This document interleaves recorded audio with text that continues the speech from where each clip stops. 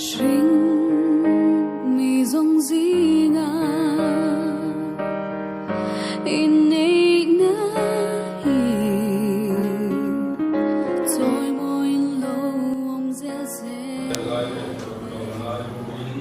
mà thương lâu thiên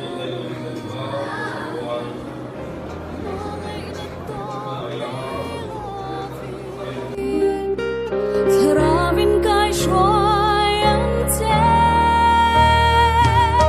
ma so mong te for now I thought tôi tu tu đi nun công đích gió reo tu đi anh nun kai shoy sẽ lang te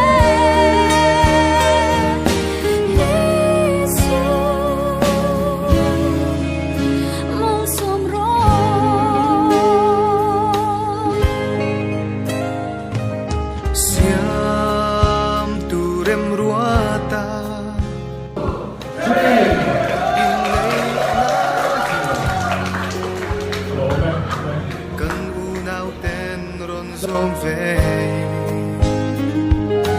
mà thu ăn lâu tia mà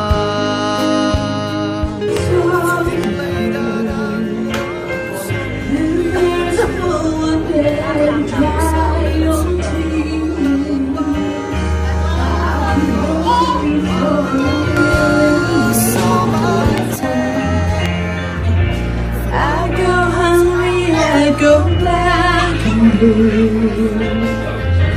I go crawling down the avenue. Anh luôn cai xoay sẽ lắng thế. Isu mang sông rô lim lệ lung ấy năn ni apo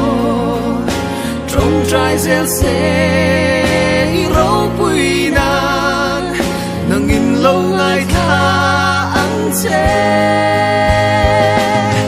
mà sao mang chê phần nào mà quan tôi tu rin nun công đích số sẽ tu rin anh nun cai xuôi sẽ lắng chê